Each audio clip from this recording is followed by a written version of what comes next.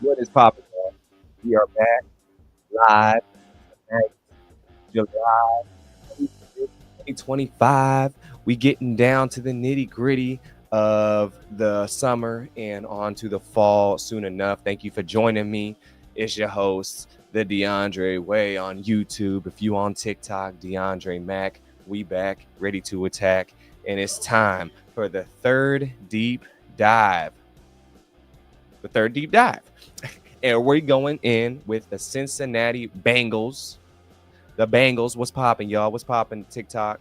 And we're gonna do our deep dive like we have done for the Bears and for the Bills. So if you haven't seen those two, those are on YouTube on my channel, the DeAndre Way. If you're on TikTok, check it out. Appreciate y'all for liking the video. Thank you, Alimu. I'm sorry. And yeah, let me know what y'all think. They're fun deep dives. This is basically a segment to where I'm doing where we go deep diving into the team, its history, what made the team what it was, finding out facts, learning, as well as having a little fun in here. You know, we got to have some fun and time to do what we need to do. And so TikTok, I will say this is hopefully the last day I have this little setup to where you can't see my shared screen because I had to apply for the TikTok live thing on OBS, which I had on my old laptop, but I got a new laptop. Long story. Basically, if you want to see the dual video where you see me reading along with what I'm reading, then go to YouTube, the DeAndre Way. But anyway, without further introduction, y'all, appreciate you joining. We're going to jump right into it, y'all. The Cincinnati Bengals Deep Dive Edition. Oh, yeah, and congratulations, Shamar Stewart is back home with you this time. So, Bengals fans, looking up, y'all. Looking up. It's looking a little leak there for a second. So, we do that. But let's get straight into it. The Cincinnati Bengals. They are in the NFL, the AFC North, plays their home games at Paycor Stadium, downtown Cincinnati. I ain't never been there before, but I definitely want to check it out. Never even been to Cincinnati. Former Cleveland Browns head coach Paul Brown began planning for the creation of the Bengals franchise in 1965, and Cincinnati's City Council approved the construction of Riverfront Stadium in 1966. Finally, in 1967, the Bengals were founded by a group headed by Brown, received the franchise approval by the American Football League (AFL) on May 23rd, 1967. So they came around the time right when the NFL merged with the AFL. And they began to play in the 1968 season. Brown was the Bengals head coach from their inception in 1975. So Brown, when it comes to the Bengals and you hear the word name Brown, then you know what time it is. You know what time it is, man. That's the OG. And I definitely know about Paul Brown. He's a legend in the game. Logan was popping. We back at it. We had to get on to the next one, man. I got some time. I'm also my ankle. I messed up my ankle the other day. So that's why I'm not outside right now doing what I usually do.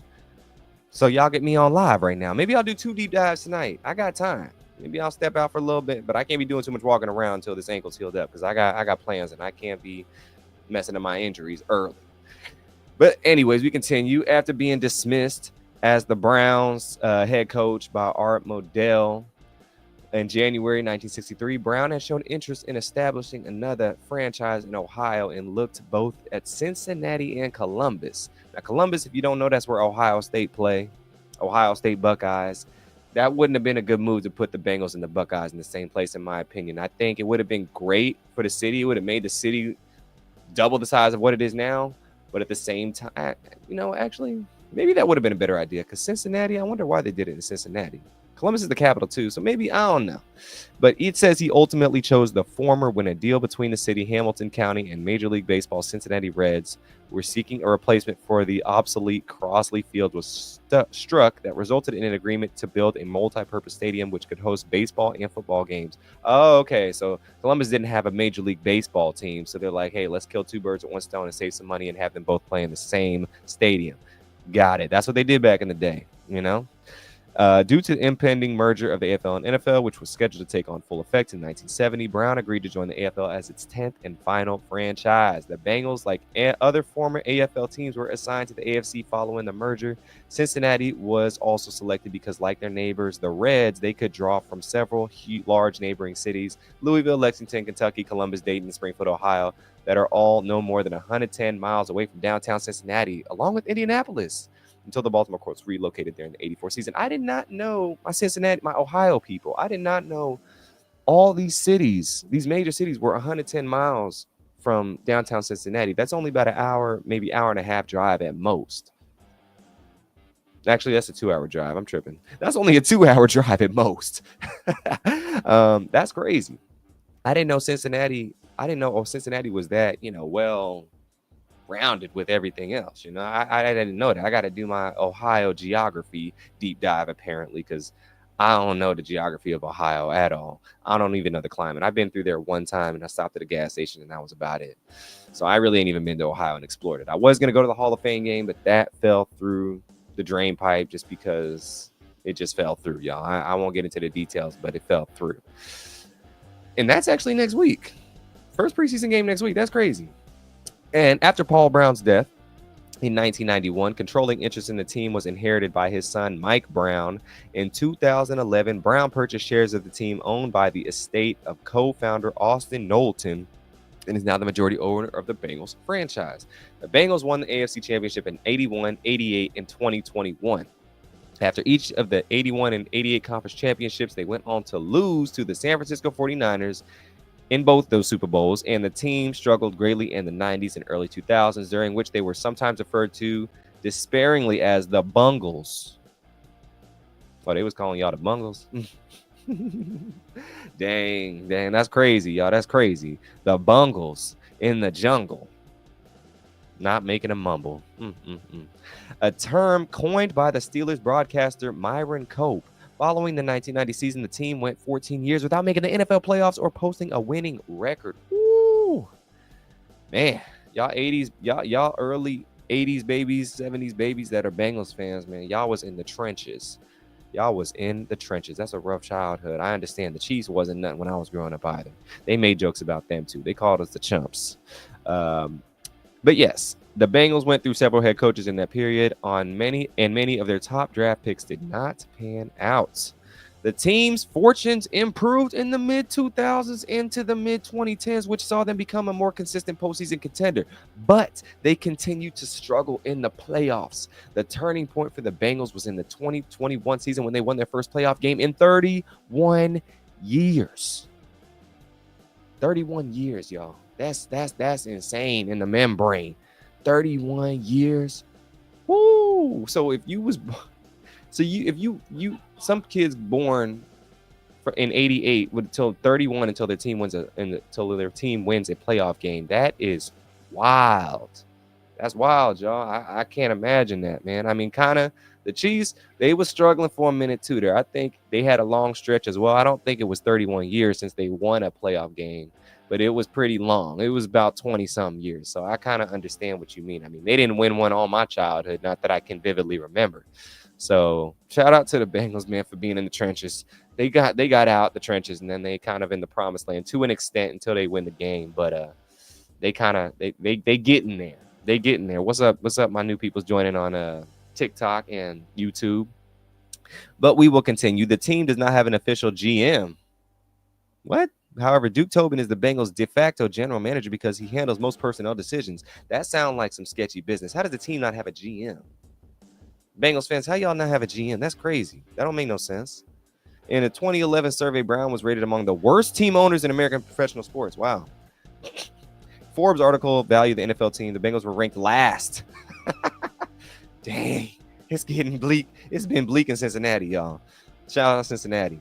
But we'll get into the history now. So it's time to dive into the history of the Bengals.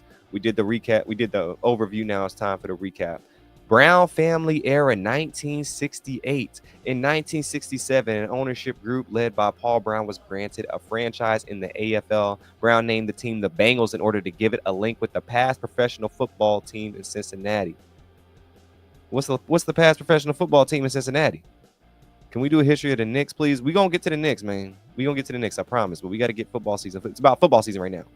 When basketball season about to start, we gonna get into that. So it might be a little bit, but we gonna get to all the teams. If you want, like I said, if you coming in on TikTok, if you want to see the past live streams that's going deep dives on the teams that I've done already, go check out the YouTube, the DeAndre Way, and make sure you subscribe, of course, if you want to see your brother pop on, because we are live on YouTube as well. YouTube, if you go on YouTube, you can see the what I'm reading right now. TikTok, I gotta wait till maybe tomorrow to get that hyped up because I had to apply for that on OBS. Knicks, history of the Celtics. We gonna do Celtics. We gonna do all that, y'all. We gonna get to all the Celtics. Might take a minute. Celtics been around for like 100 years, ain't they? But we gonna get to all that, man. But next, but yes. Paul Brown was granted a franchise. Yeah, we talked about that. Another Cincinnati Bengals team has existed in the city and played 3 seasons in the AFL from 37 to 42. That's during World War II. If you didn't know, now you know. The city's world-renowned zoo was also home with a rare white Bengal tiger. Wow. See, I heard of the Cincinnati Zoo before. Appreciate that, NA. You a real one, coach. You a real one. But yeah, if y'all been to the Cincinnati Zoo, let me know. You're about to lose your number 1 gift if you don't do Celtics next. Okay, coach. If I get to, I'll put it like this. How about this?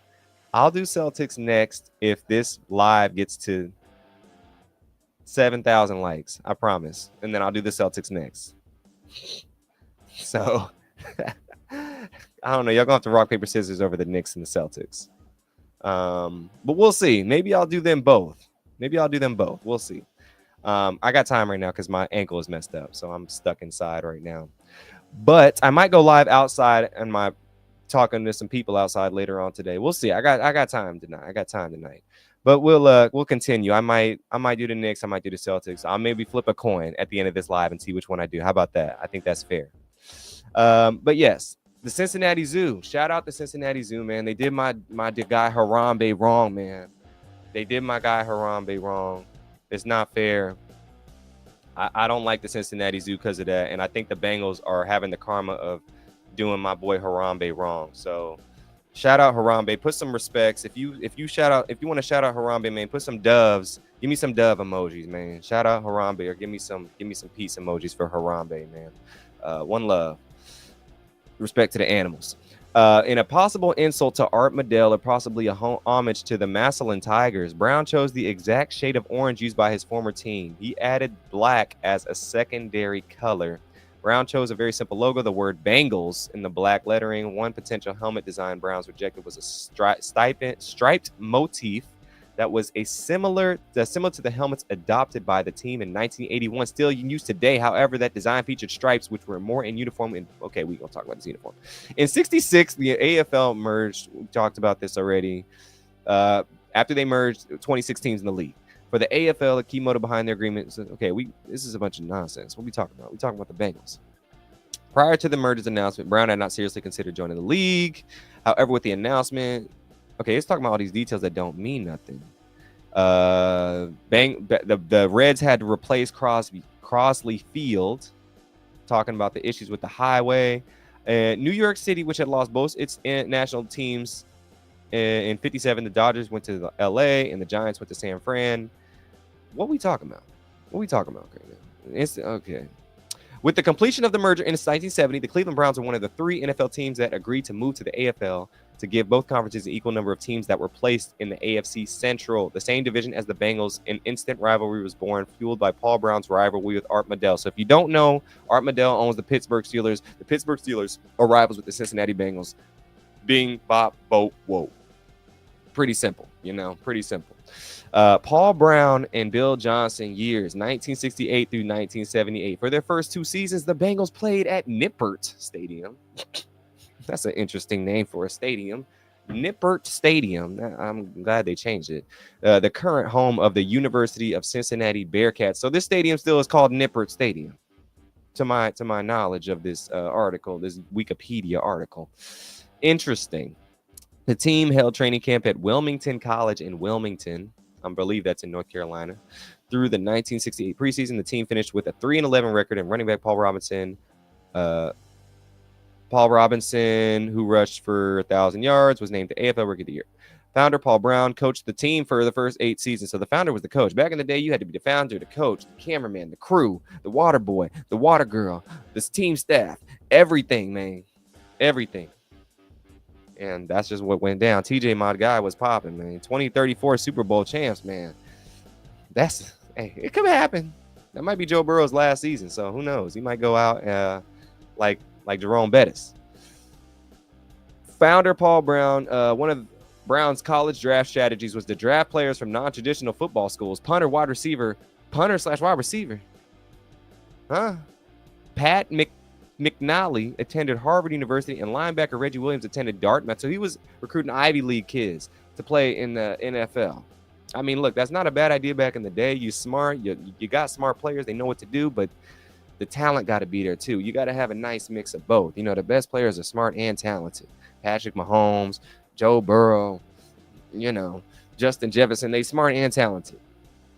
But the talent at the Ivy ain't really matching the smarts. But I understand that method. You got to do something different. He was doing something different back in the day. And served, and since Reggie Williams attended Dartmouth College and served on the Cincinnati City Council while on the roster. Wow, this dude was popping. I'll vote for him. Because of this policy, many former players went on to have successful careers in commentary and broadcasting, as well as the arts. Wow, that's real dope, man. I did not know that. The Bengals, see, he was on to something. Because if football back in the day, especially, you got hurt, the careers were really short.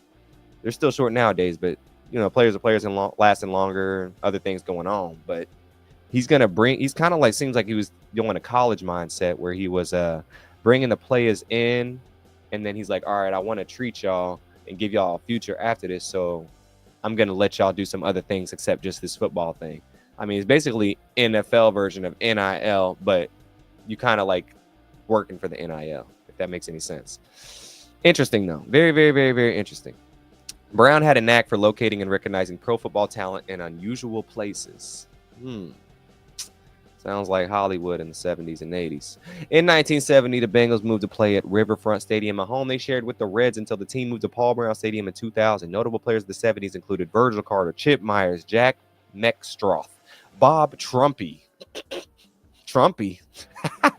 and Lamar Parrish. Virgil Carter threw for 1,647 yards. Chip Myers paced all receivers, catching 32 passes for 542 yards. And Bob Trumpy contributed to the receiving game, too. The team reached the playoffs 3 times during the decade, but could not win a single game. In 75, the team posted an 11-3 record, given what remains the highest winning percentage in franchise history, but it only earned them a wild card spot in the playoffs behind the Steelers, who went to win the Super Bowl. The Bengals lost to the Raiders. Forrest Gregg / Sam White's years. 1980 through 1971. The Bengals reached the Super Bowl twice during the 80s. Super Bowl XVI, which is 16, and Super Bowl 23, and lost to the San Francisco 49ers in both times. The team appeared in the playoffs in 1990, making it the second round before losing to the Raiders. Before following season, Paul Brown died at the age of 82 due to declining health, and he already transferred control to his son, Mike Brown, but was reported to still influence the daily operations of the team. This man was running the team from the hospital. This man said, I'm not leaving. I'm not leaving. He said, I'm not leaving. I'm staying in the building even though I'm in the hospital. Before the following season. But the Bengals' fortunes changed for the worse. Just like my brother's health, as the team posted 14 consecutive non-winning seasons and were saddened with numerous draft busts. Dang, that's tough, man. If you was a 90s, if you like the Bengals in the 90s, I'm gonna pour one out for you, man. That's tough, man. That's tough. Marvin Lewis years 2003 to 2018. Wow, this thing is flying, y'all. This might be a record speed for the deep dives. The Bengals began to emerge from the dismal period into a new era of increased consistency. However, after the team finished with its worst record in team history, 2-14, which led to the hiring of Marvin Lewis, a brother head coach, in 2003, Carson Palmer, and the future star quarterback, was drafted in 2003, but did not play a snap that whole season, as John Kitna, shout out John Kitna and BYU, had a comeback year voted comeback player of the year. Despite Kitna's success, Palmer was promoted to starting quarterback the following season. The team finished with an 8-8 record. I wonder if the Bengals would have kept Kitna at the QB helm, if they would have done anything. Because Kitna was nice. I remember playing Kitna in Madden, and I would always put him in over Carson Palmer because he was nice. And he was rated best. Honestly, I think he was rated higher than Carson Palmer. Very rare situation, but I think he was. The team finished with an 8-8 record and missed the postseason in 2004. Under Palmer, the team advanced to the playoffs for the first time since 1990, losing in the wild card round to the Steelers 31-17 in the 2005 season, which also was the first time the team had a winning percentage above 500 since 1990. Man, they got them out the slums. Now they're just in the outhouse trying to get into the penthouse. The Bengals returned to the playoffs again in 2009 in a season that included the franchise's first ever division sweep. That was especially impressive since two of the teams swept by the Bengals, the Steelers and the Ravens, had made it to the AFC Championship game in the previous season. Marvin Lewis was rewarded for the accomplishment with the NFL Coach of the Year in 2010 season, and the Bengals posted a 4-12 record, so they back in the outhouse, man. The Bengals just can't get out their own way. Following the disappointing 2010 season, quarterback Carson Palmer demanded to be traded. When the Bengals refused to do so, Palmer announced his retirement. I remember this. This, man, see, they talk about these quarterbacks nowadays like some dogs and these players demanding certain things. But Carson Palmer retired from the team just so he could get released or traded. Now, if that ain't a diva, I don't know what is. Now, Carson Palmer, I ain't got nothing against dude personally, but he wasn't that good to be doing all that. Like, he was all right, but he wasn't no all-star quarterback. He made some Pro Bowls here and there, but he wasn't nearly all that in a bag of chips. Now, he just had a bag of chips. That's about it, you know? I mean, he put up some numbers here and there, but you're going to retire. That's how much I wonder if Bengals fans still respect Carson Palmer because of that. I forgot he did that. That's crazy. He was later moved at the NFL deadline to the Oakland Raiders. In the 2011 NFL draft, the Bengals selected wide receiver A.J. Green in the first round and Andy Dalton in the second. So they said, get you out of here. We got your replacement already, dog. Let's do it. And they shipped him off to no man's land, which was the Raiders, and continues to be the Raiders. The Bengals improved to 9-7 after the 2011 season and clinched a playoff spot. Dalton and Green. They didn't even talk about Chad Johnson, really, because they have a little bit here. Chad Johnson, the Bengals wide receiver from 2001 2010. Chad Johnson only made it to 2 playoffs and lost both times. Well, with the Bengals. Great receiver with the team, but didn't really accomplish much. But he is a receiver, and he only can control what he can control. The Bengals clinched a wildcard spot. Dalton and Green became the most prolific wide receiver QB duo in history, connected 65 times for over 1,000 yards. However, they lost to the Texans in the wild card round in the 2012 season. The Bengals clinched a playoff spot again, and they beat the Pittsburgh Steelers, going to the playoffs back-to-back years in the first time since 1982. So Andy Dalton is really what brought the Bengals back to relevancy, not Carson Palmer and Chad Johnson. Let's just get that straight. And the Bengals faced the Texans in the first round yet again and took another early exit, losing 19-13. Dang, can't win a playoff game. In the 2013 season, for the third straight year, the Bengals clinched a playoff berth and also won the AFC North, finishing with 11-5. But also, once again, the Bengals were defeated in the wildcard round, this time by the Chargers. Most of the blame was put on Andy Dalton, who threw 2 interceptions and fumbled on a forward dive, made the Bengals 0-5 in playoff games since Mike Brown took over as owner. The 2014 season started well. The Bengals were in 3 of the first 3 contests against the Baltimore Ravens, the Falcons, and the Titans. However, they lost their Week 5 matchup against the Patriots. Okay, finishing the season 10-5-1 as the 5th seed, and they lost to the Colts again in the first round of the playoffs. This is the first time the franchise had made the playoffs 4 straight seasons, but they were out in the wild card round every single time, again and again and again. Over and over, la la la la la la la la la, Keisha. In 2015, the Bengals got out to a franchise best 8-0 start with a 31-10 win over the Cleveland Browns. Unfortunately, in Week 14, they would lose their starting quarterback, Andy Dalton, to injury. Man, it's the curse. There's a curse in Cincinnati. I don't know what the curse is, but it's definitely one, man. And I think that was I think that's Harambe. We all know what it is, man. Shout out Harambe. but he would not return to the season, leaving A.J. McCarron, the former Alabama quarterback, to start under center. The Bengals finished with a franchise record tie at 12-14 mark. Additionally, they lost to the division rival Pittsburgh Steelers in the wild card round in the final minute, making them the first franchise in NFL history to lose 5 straight opening round playoff games. That's tough, man. That's tough. That's real tough, man. Five in a row, 5 wild cards in a row, and your team is actually good too. And you just keep getting hit with bad news bears. You keep getting hit with the voodoo doll. I don't know what's going on, man. That's terrible. I remember all these too. And the Bengals, the Bengals have always been a quality team for most of my lifetime, but kind of an afterthought. Like, they've been competitive, but that's about it. They've never really been serious Super Bowl contenders until, the 2020s. So they've been making steps and strides, but man, them years in the 2010s was rough. This frustration continued to the 2016 season. For the Bengals, they finished with a 6-9-1 record, losing several players to injury. They missed the playoffs for the first time since 2010, making the first time Andy Dalton missed the playoffs as the Bengals starting quarterback. Rough. The Bengals look forward to the 2017 season. After starting 0-3, the Bengals never found their footing. There were rumors that Marvin Lewis would not return for the next season as the Bengals head coach. However, 2 come from behind victories. They finished 7-9. The final 2 games were convincing enough for, Mike Brown to get another 2-year contract. The Bengals are going to be solid if the defense steps up. They will be solid if the defense steps up, but it's always if, ands, buts, or what's for the Bengals. My dog Brendan. Shout out my dog Brendan, man. He in the chat, man. Go subscribe to his page, man. He got some good stuff on there as well. The 2018 campaign began with promise for the Bengals under Lewis. Cincinnati began the season with a 4-1 record with impressive wins over the Colts. Okay, we ain't gonna talk about these. Basically, what happened is they finished 6-10, and then Marvin Lewis was gone. In 19, they hired Zach Taylor. My bad.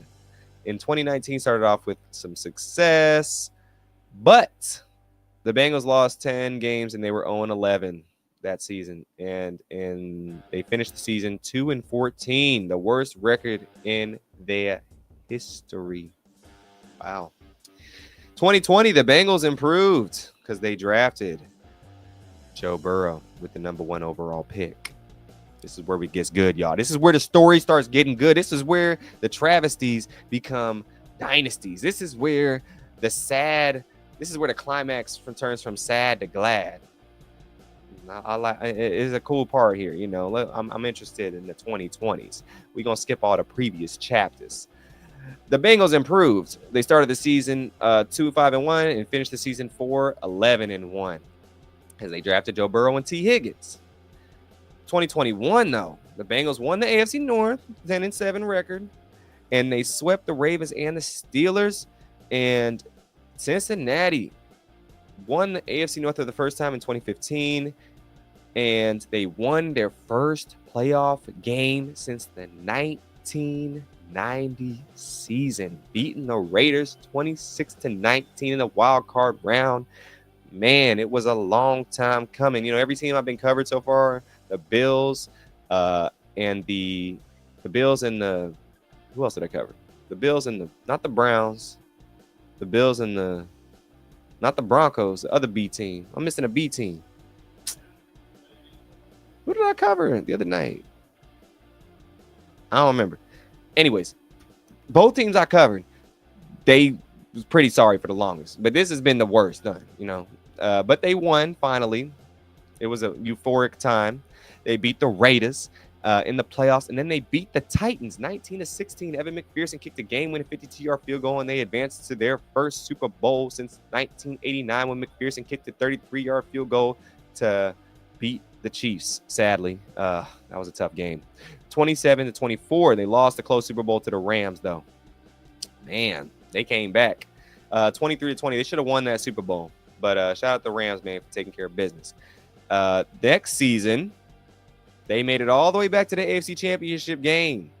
They beat the Buffalo Bills, and in the playoffs, and they faced the Chiefs once again in the championship game, but the Chiefs said not this time, and they pulled the rug from under the feet of the Bengals and beat them 23-20 in one of the best playoff games in NFL history.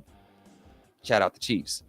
In 2023, Joe Burrow would suffer a wrist injury that made him out for the whole season, and they finished 9-8 and missed the playoffs. In 2024, the Bengals, with Burrow came back, they got Joe Burrow led the NFL in passing yards. Jamar Chase won the Triple Crown, receiving yards, touchdowns, and receptions, but it wasn't the best season. Let's just say it wasn't the best season. In April 3rd, 2025, Katie Blackburn, Bengals VP, said, they didn't pick up. He said, we could, I guess, go wherever we wanted after this year if we didn't pick an option up in regards to the team lease on Paycor Stadium. At the time, the Bengals were struggling to reach an agreement with the city of Cincinnati and Hamilton County. Blackburn also stated that she likes the stadium's downtown location and hopes to secure the team's future there. Okay. So that's it. That's the history of the Bengals. No Super Bowls, just Super Bowl losses, and they're back in relevancy. This is a year where, they need to put up or shut up, basically. The Browns uniforms were modeled after the Cleveland Browns, or the Bengals uniforms are modeled after the Cleveland Browns.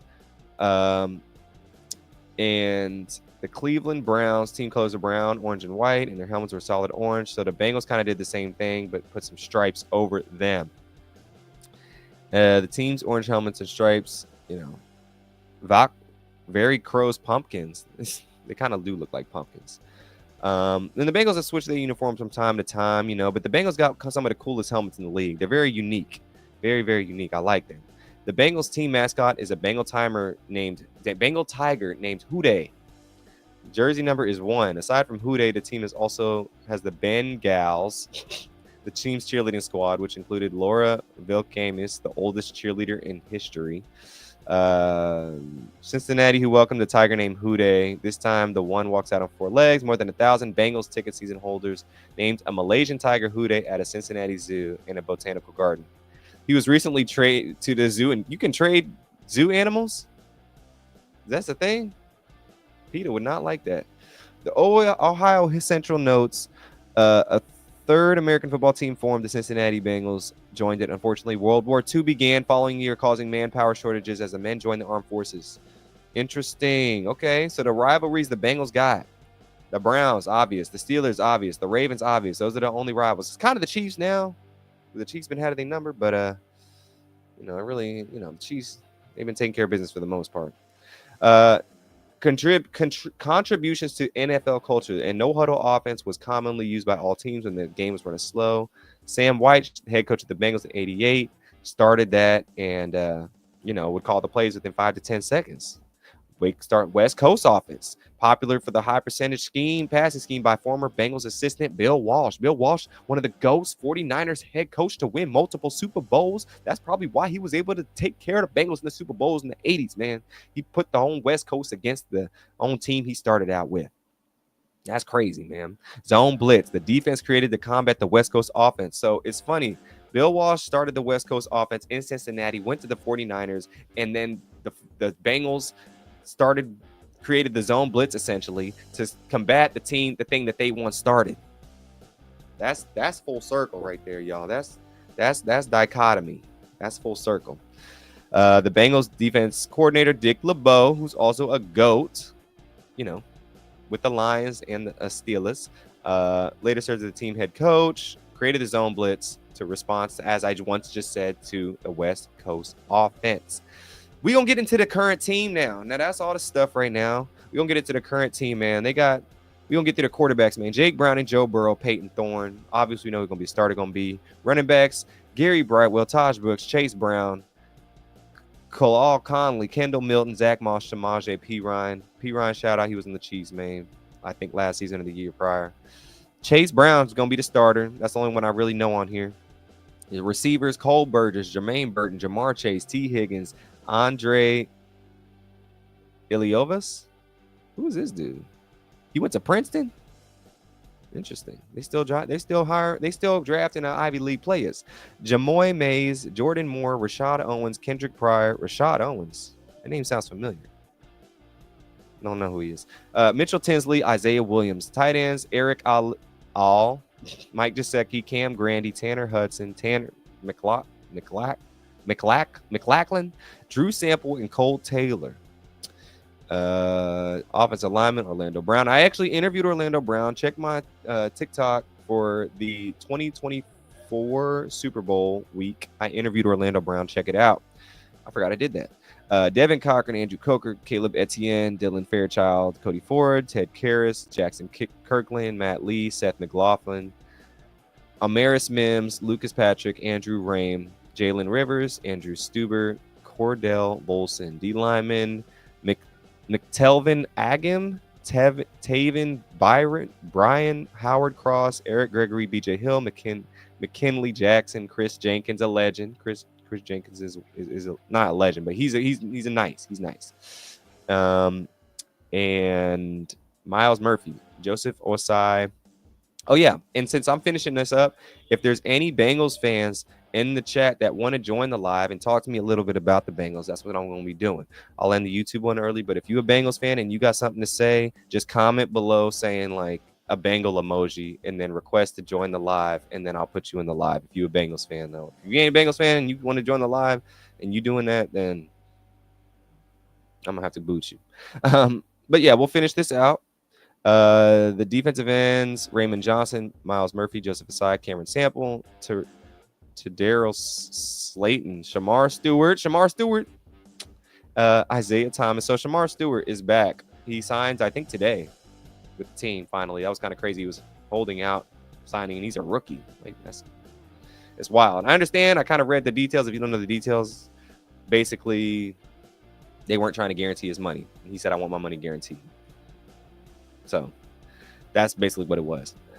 Linebackers, Oren Burks, Barrett Carter, Joe Giles Harris, Shaka Hayward, Demetrius Knight, Mema Gongmeta, Logan Wilson, Craig Young, D-backs, Tyson Anderson, Dejon Anthony, Jordan Battle, Nate Brooks, Jalen Davis, Daxton Hill, DJ Ivy, PJ Jules, Jalen Key, Shaquan Loyal, Braylon Lux, Josh Newton, Lance Robinson, Geno Stone, Taylor Britt, DJ Turner, Marco Wilson, special teams, Cal Adomiltis, Evan McPherson, Ryan Recco, and William Wagner. Retired numbers. They only got one retired number. That's Bob Johnson. Shout out Bob Johnson. He was the center from 68 to 79. Only number 54. Despite not being formally retired, the Bengals have certain numbers that are in limited circulation. 13 has only been worn once. 14 has not been worn since Andy Dalton. And 78 has not been worn since Anthony Munoz died. There are 4 members of the Hall of Fame with the Bengals. Some have spent some portion of their career with the Bengals, but only Anthony Munoz and Ken Riley spent their entire career. So the Hall of Fame people for the Bengals are Charlie Joyner, Anthony Munoz, Terrell Owens, Ken Riley. Interesting. Ken Riley. All these players, except Terrell Owens, are pretty Stone Age. Respect to them, though. They got 2 MVP winners, Ken Anderson and Boomer Esiason. Rookies of the year, Paul Robinson, Greg Cook, Eddie Brown, Carl Pickens, and Jamar Chase.